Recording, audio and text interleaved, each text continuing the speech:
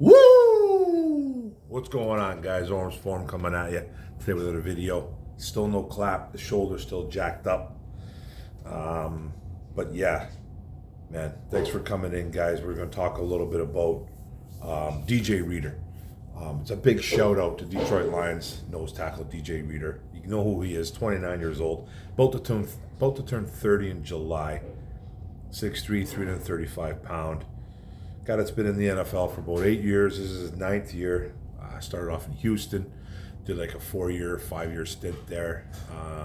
Then did another 4 as a Cincinnati Bengal. So Texans, Bengals, 277 tackles, 23 tackles for loss, 44 quarterback hits, 8 pass deflections, 1 forced fumble, 3 fumble recoveries, and 9.5 sacks in an 8-year span. True nose tackle. True, real nose tackle. And I just want to kind of give a shout out and talk about this team a little bit, the culture, what Dan Campbell and Brad Holmes want to bring to this organization.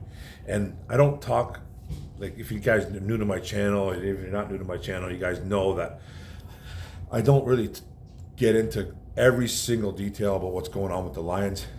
I know what's going on every time, but I don't make videos enough. I probably should, because I would probably do well for my channel, and it would get my subscriber count up. But this one kind of pulled up my heartstrings a little bit. This is what we talk about. When guys like Brad Holmes and Dan Campbell, when they mention team, they mention unity, they mention grit, character, and what DJ Reader did is a total character move in a good way, in a positive light. What he did was, you guys know, last year, Brad Holmes went out and, 2 years ago, right?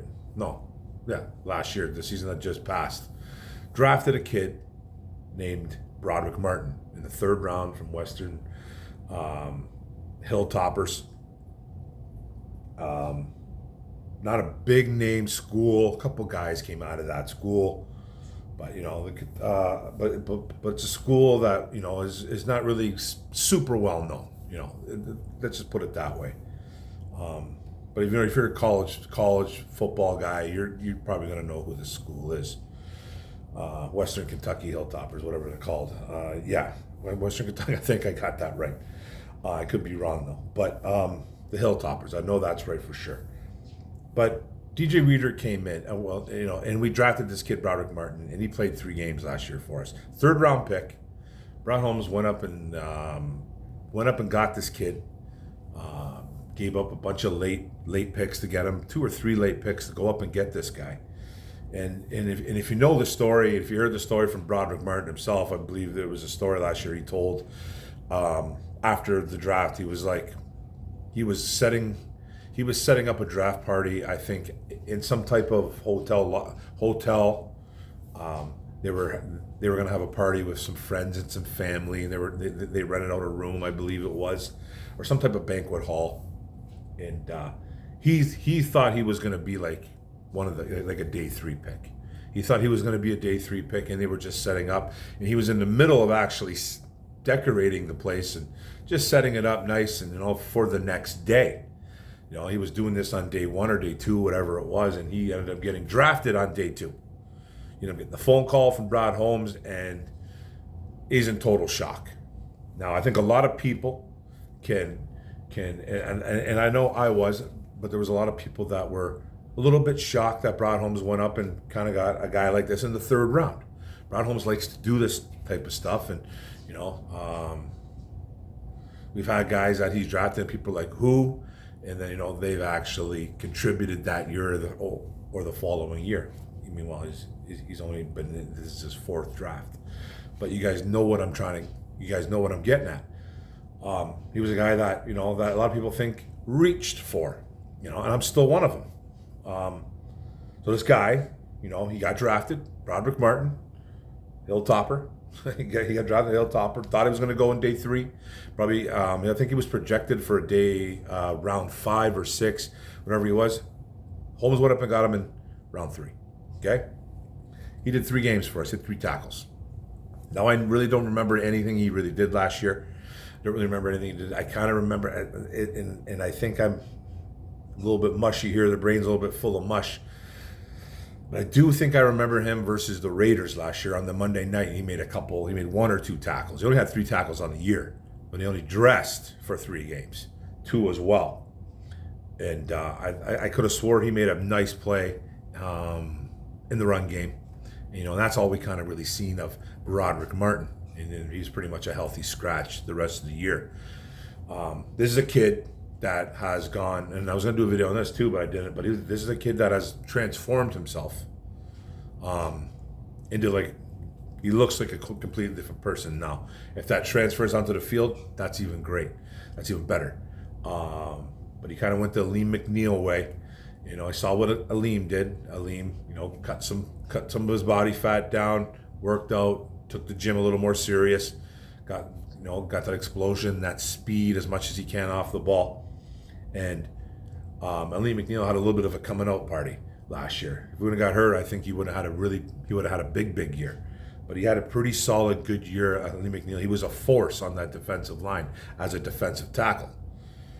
And Martin has kind of gone that way. DJ Reader, we went out and we picked up in free agency. I know a lot of Bengals fans were upset. This guy that got some injuries and stuff like that.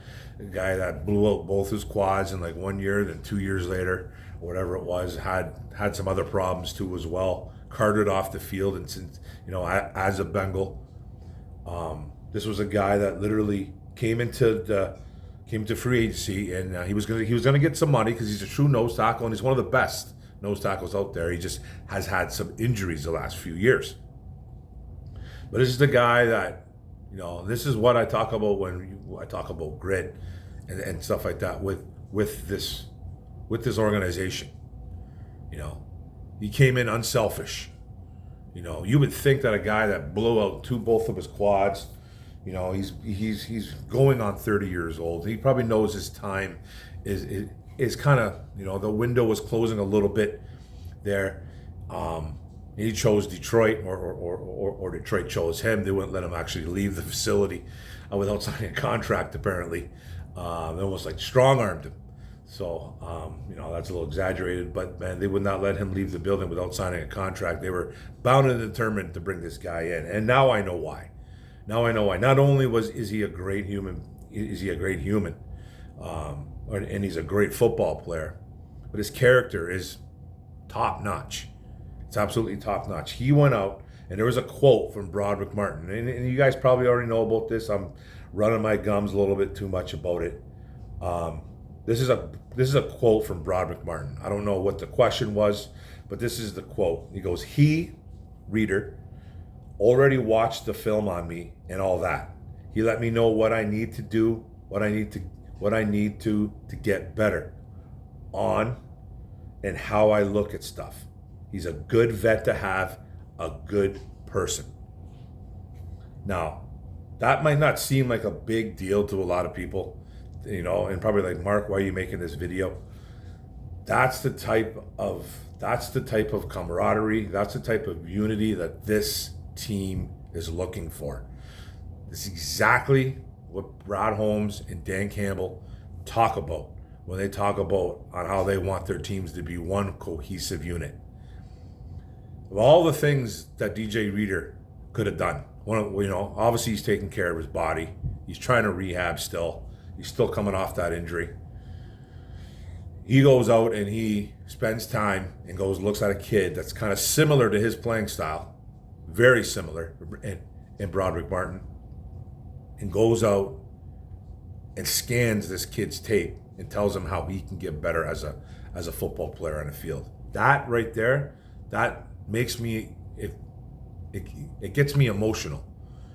It really does, because that's a leader. DJ Reader is coming in here and he's going to be an immediate force on this team. Not only on the football field, but in that locker room. And that's huge. Players will look up to a guy like that. Broderic Martin, that's a great mentor to have. And we talked about this, not just me, there's been lots of people, but we talked about how DJ Reader was coming in to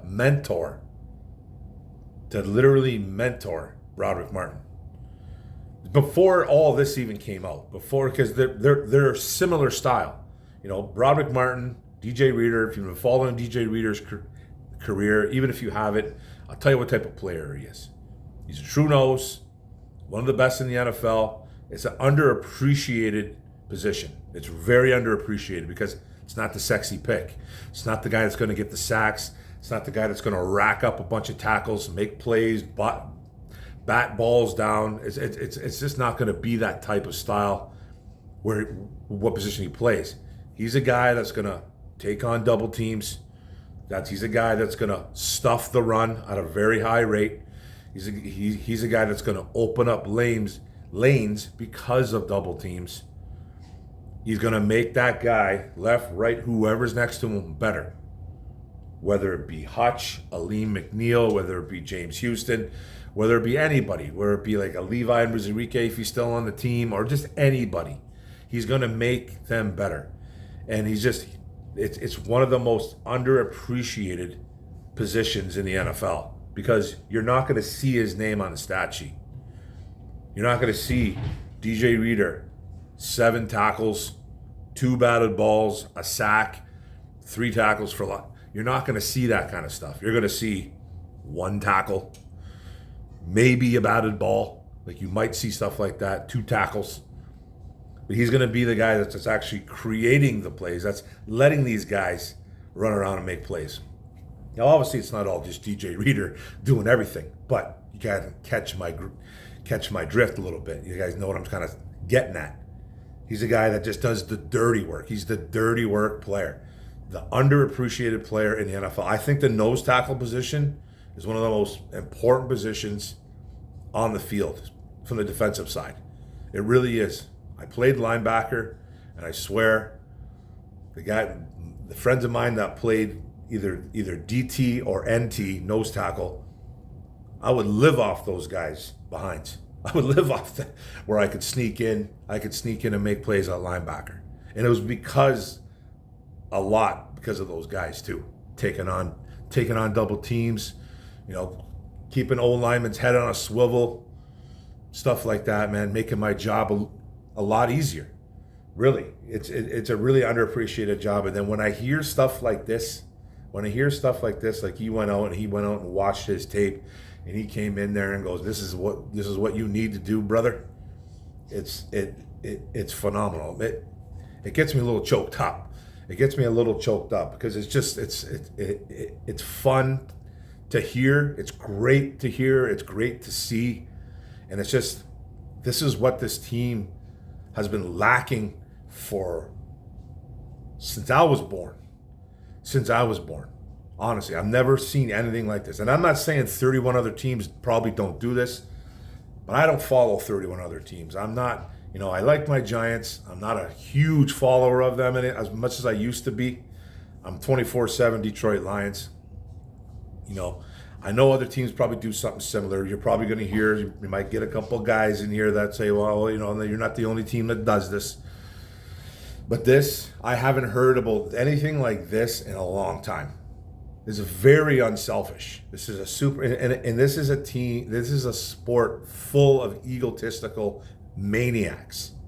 Football, professional sports in general, especially football, is full of egotistical maniacs. It really is. And to hear this gets me fired up. I've been going at it for a little bit here at 14 and change. I really like seeing stuff like this. It just makes me proud to be a Lions fan, knowing that this regime goes after guys that want to be leaders, and they know they're leaders. They know they can be leaders of men, and this is what a leader does. It feels really good knowing that a guy like DJ Reader did this, trying to get this kid better, because this kid had a rough rookie year. He barely dressed. You know what I mean? Barely dressed. You were a 3rd round pick, bro. Now he's doing this. He's doing this for you. Now it's up to Broderic Martin to show not only just the fans, who cares about the fans and what we think, to show his teammates and DJ Reader, hey man, this is what I did. I appreciate everything, and this is how I'm going to get better. So that's fun right there, guys. So that's it, guys. It's a 15-minute video and plus. I'm excited, man. I'm excited. We got some mini camps coming up. Kind of try and get those out, man. I'm trying to get some other videos out too as well. But I appreciate it, guys. You guys coming in and watching the video. DJ Reader, man. Big shout out to the big fella. Big shout out to the big fella, DJ. Awesome. So don't forget to hit the subscribe button on the bottom right. Don't forget to hit the notification bell up top. Don't forget to like, comment, share this.